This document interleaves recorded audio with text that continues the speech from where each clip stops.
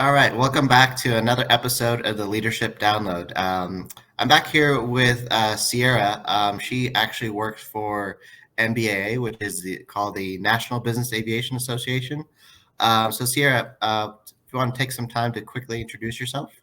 Sure. My name is Sierra Grimes, and like Cameron mentioned, I work at the National Business Aviation Association. I am currently their Senior Manager of Government Affairs, where I am the lobbyist that works on behalf of advocating for the business aviation industry between Congress and the executive branch. Yeah, so thank you, Sierra, for being a part of this Leadership Download podcast. And today our focus is going to be talking about authentic leadership. And this is so important for young professionals to understand that are moving forward within their leadership and moving forward in their industries. And I just have a Forbes article here kind of defining what authentic leadership is before we get going into further discussion with Sierra. So authentic leaders, they are self-aware and genuine. They are mission driven and truly focused on results, and they lead with their heart. And authentic leaders also, they focus on the long term. So, Sierra, to kind of start off with this discussion on authentic leadership, I think it's such a key topic for young professionals because there's that stereotype out there that we as the younger generations just want to jump from company to company and move up the ladder and become that C-suite executives or whatever owner of the company or president of the United States. So what is the importance of authenticity in leadership, and why does it matter as we move forward in our leadership paths? Such a great question, Cameron. And I will have to say that stereotype of young people, being ambitious is true. I think our generation is a very ambitious generation. But I also feel like generations before us were ambitious as well. But there's just a difference. We have technology, we have social media. So, we have a different culture and a different society that we're growing up in our careers than compared to other generations. I think that the ambition that we have to want to grow and to really just kind of take over the world is a benefit to us. I think where the disconnect can come in is that you have to mirror that ambition with the work ethic. And I think that's where sometimes the younger generation can kind of miss the mark a little bit on that, because we can be so quick to want to just jump in the job, and we've been there for a couple of months and it's like, hey, I got all these amazing ideas. I'm strategic as well. Let me go ahead and be a senior executive because I can do things that, people that are sitting in that position that they can't. But I think that's where the authentic leadership comes in, because being a young person, being to show it's okay to show that ambition. If that is what your goal is, if that's what you want, say it, like put that out there. And that's that, because authenticity is really about being who you truly are. And I think that the great thing about that is that being an authentic leader it's a journey. So it's something that's ever evolving throughout your career, especially the part about the leading from your heart, because I feel like an authentic leader is someone who is aware of who they are. They're aware of their goals. They know where they want to go. They have a path that they're willing to take, but they're flexible to know that we can make a plan, but the plan won't always go as according to how we see it. But then it's also about making sure that you are open enough to see where it can benefit other people as well. So I think that, like I said, mirroring all of that together is kind of what makes authentic leadership a thing. With COVID, we saw that it became a trendy thing. So I think being an authentic leader has always been something. I think a lot of successful people that have been successful in business and in life are authentic leaders, because they have that awareness, they have that heart, they have that compassion. But COVID brought it to the light for people to actually have to tap into the compassion, who were leaders and didn't necessarily lead from that particular seat yet. So it made them have to tap into the soft skills of leadership versus the hard technical skills that people normally look to when you're looking for a leader. And this might go off in a little bit of a tangent, but early on in my career, I've had a lot of classmates that work with me in the FBO industry, and I feel like once they started in the workforce, there was that sense of entitlement. Mhm. They weren't willing to do that real hard work, get in the grind, and what do they call it, where you get stripes on the back to Exactly. be able to move forward. And how do you think we can change people's mindsets of that, where they're once they have that college degree under their belt or certification, that they don't have that sense of entitlement, and they realize that you have to go in the trenches, do that hard work, and then earn the next step or whatever that might be. Right. I think you hit the nail on the head with that, Cameron. Because I feel like we have to change that narrative, and it's up to leaders in our generation, like yourself and I, to actually, because what happens is that we live in a social media era, right, where it's like everyone's highlight reel is consistently shown, but the grind, the journey that it takes is not always what people are speaking about. And honestly, we miss the mark on that with these young people and within our generation of not sharing that story, because it's the hard times. It's the times where where you're at the bottom and you're really trying to like prove yourself, and you're trying to work hard, and you're trying to get the attention of, your manager, and you're trying to just let them know like, oh, she's a go-getter, or he is strategic. And even, it's like one of the culture, we just did like mission statements at NBAA, and one of the things that we came up with is called leading from any seat. And that's one that I really resonate with, because even me personally, like, I feel like my journey at NBAA has literally been a journey. I've been with them for 9 years, which people hear me say that and they're like, you've been with a company for 9 years? You're a young person. You guys switch careers like every 2 years. And Yeah. I'm like, yeah, because I was blessed with the opportunity at this company to come in as a temp to hire position in an assistant role, go from there to being a manager, to being a senior manager. And this is all on the event side of the house, to start the YoPro, the Young Professionals Group, and to be a leader in that, to galvanize the young people and provide professional development and really just curate their membership experience through NBAA, through that program. And then to position myself as a leader, as a thought leader within the industry, and to learn, like during those times in which I was trying to grind up to where I am now. That's where I learned a lot of hard lessons. That's where I learned a lot about business. That's where I learned about a lot about strategy. We as young people, we always like to say, well, I'm a natural born leader. Like, I was always a leader. I was student council president. And when I was Yeah. off of college, I was, president of my organization, and this, that, and the third. And it's like, that's great. But leadership is a skill that you have to work on. You have to perfect it. Yes, you may have natural skills. You may have the ability to naturally influence people, but what are you influencing them to and for? And that's why I think leaders within our generation, we have to tell our story and tell the true story, tell the grind, tell about the times in which, like, I didn't know if I was going to ever make the pivot and the change to get to the dream career that I wanted in government affairs. But it Yeah. was all of the hard work that I did to prove to our team, to prove to the executives in our company, like, no, this is a young person that's worth investing in. We can take a chance on her because she's proven time and time again that she will lead. She will be the leader without the title. She will put in the work that's necessary and grow into the position to where, yeah, when she's making an ask for us to take a risk on her and give her an opportunity that could set her on a different trajectory than we expected, but it's what she envisions, we'll do that. Yeah, that's really good. And as we kind of move forward in our leadership paths, there's often that mentality of entitlement, that thing that where people think, and I've thought about this too early on in my career, is where I can do this all on my own. I don't need people, to walk alongside me. And I I really enjoy seeking wise counsel, people that are that one step ahead of me, 5 steps ahead of me, C-suite level folks, and I've learned so much about that, about other leaders, their mistakes, their regrets, their advice. I mean, Sierra, what is it that you do in terms of seeking that wise counsel to help your growth?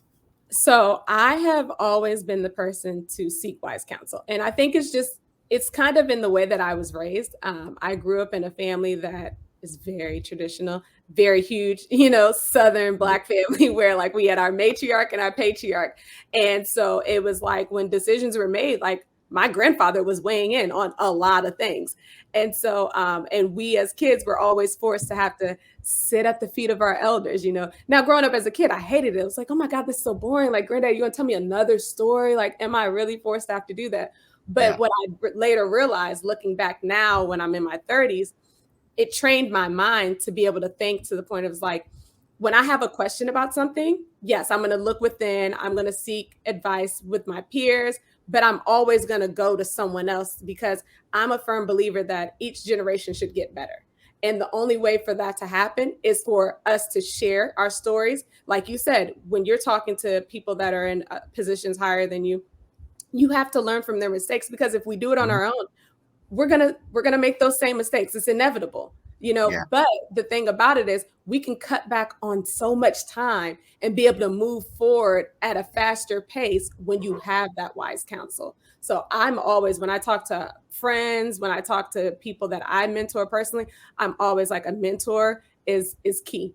I could not be where I am today without key mentors in my life. And a mentor doesn't necessarily have to just always be someone who is older than you, someone who's in a higher position than you.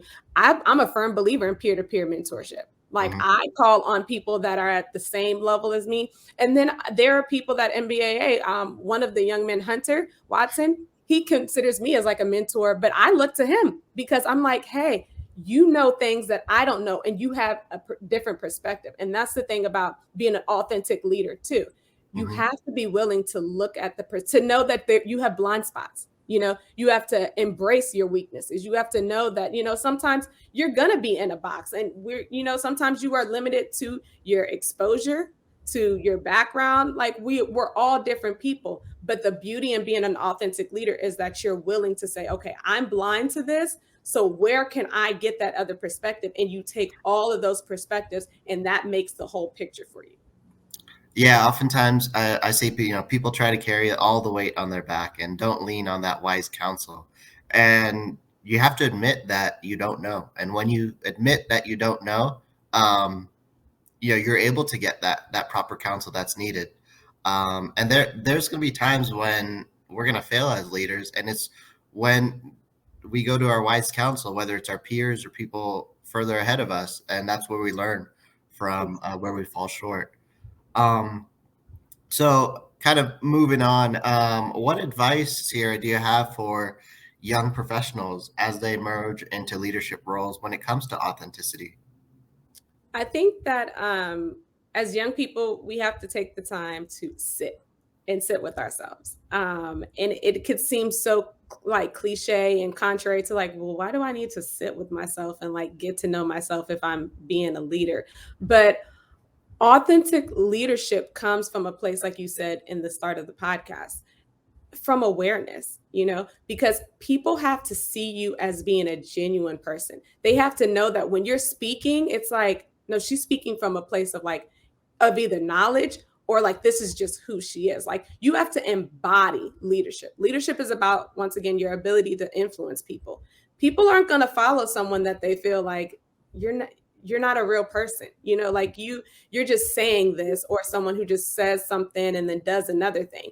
Authentic leadership kind of sets that leadership compass in my mind. It's like it's my morality, it's my compassion, it's my self-awareness. It's like the center to me of your leadership skills. Once you have that, authenticity is like the core, and then you branch out from there. But if you aren't able to know who you are, know what you want, know what your beliefs are, but be open to engage with people that may think differently, may view things differently, because taking those perspectives add to who you are and they expand you as a person. But yeah, so my advice would be to just really take the time to like get to know who you are as an individual and be aware of your blind spots, of your strengths, identify your weaknesses, and embrace those weaknesses. And then try to mirror what we said, find mentors, a wise counsel that can help you that can build up or lift up where you're weak. Mhm. Yeah, and then have you experienced situations where you had leaders that were not authentic? And how should people under that leader handle these type of situations? So yes, I have. I think we all come in contact Yeah. with people that are not authentic, or they just may not be. If they lack the awareness, and Hmm. that's the biggest thing. And when you are encountering a leader like that, you have a lot of people that will try to micromanage. I feel like micromanagement is a big like result of being an inauthentic leader or being a leader who's not aware, because they feel threatened by everything. It's like that's the type of leader that doesn't necessarily want or put in the work to make sure that their people can advance or can grow or that have different opportunities. But I believe that the experience that I had with a leader like that made me better as a leader, because I learned sometimes the best way to learn is to learn what not to do, you Yeah. know? Yeah. And so I think that and it built me up to have to see things in a different perspective. I think the way that my mind works is that I'm always trying to see, well, what's the flip side of that coin, or like what can I do to kind of like, yeah, it's not my fault. Yes, I'm not the problem, but what can I do to kind of make this a better situation? And once again, it put me in a position where it was times where I couldn't figure it out, and I had to seek, wise counsel. So I would say if you're in a position where you have an inauthentic leader, seek that counsel and just really try to figure out another way to view things, change your perspective on things. Yeah, and sometimes it's a good thing because I just look back at kind of 9 years in the aviation industry. I've encountered very good leaders that I've learned from, but also very bad leaders that I also learned from. Right. I know what type of leader that I don't want to be, but I know take the good things from the leaders that I've learned from and make it my own. Exactly. And I feel like we learn from all leaders we encounter, whether good or bad. Agreed. Agreed. Yeah. Is there anything else that you wanted to add on authentic leadership, Sarah? No, I think we've covered a lot of the points at this point now. Yeah, okay. Um, do you want to give a little brief of what MBA is all about? Yeah, sure, Yeah. of course. So NBAA is an association, and we represent the business aviation industry. So we're a part of the larger general aviation side. So everything that's not your commercial airlines, but we represent anywhere from like your FBOs to your aircraft manufacturing companies, all the way down to the farmer who is using their aircraft to be able to check on their crops. We've got the crop dusters all the way up to one of our members that I just recently learned about is he owns a vineyard, and he uses like one of the drones to go up to be able to see like where the crops have gone bad in like the wintertime. And so we represent a wide gamut of everything. Anyone who uses aviation as a means to enhance their business and those that contribute to that are all represented by NBAA. We've got over 10,000 member companies, which is pretty major. We have various committees that represent anywhere from your international operators, your single pilot operators, all the way to your schedulers and dispatchers and your flight attendants and flight technicians. We really try to be the one-stop shop for all things within the industry, and we focus on safety, we focus on advocacy, we focus on community. So that's where you have like those committees. And then focus on workforce development as well. And that's where we do a collegiate connect, where we are building and bridging opportunities for students to get into our industry and to connect them with mentors and give them opportunities to learn about the vast opportunities that we have as far as careers in business aviation, and then developing our young professionals. So we've got the retaining the next generation coming in of aviators, but then we're retaining the young talent that we have through our YoPro program with professional development, as well as their own advocacy and events that we do for networking. Mhm. All right. Well, I can say for myself, NBA has been a lot of value ever since I started as at the bottom in the industry. Very good resource to tap on if you're within the aviation industry. But on the topic of authentic leadership, I really hope this added great value to whoever's listening to this podcast. It's such a very important topic, especially for us young professionals, and I hope that you learned a lot. And thank you, Sierra, for being a part of this. Very appreciate your time, and looking forward to maybe having you on pretty soon. Yeah, for sure. Thank you for the invite. I enjoyed it. And yes, call on me anytime. I'm here to talk. Yeah, yeah. All right. Well, thank you, and we'll see you on the next podcast.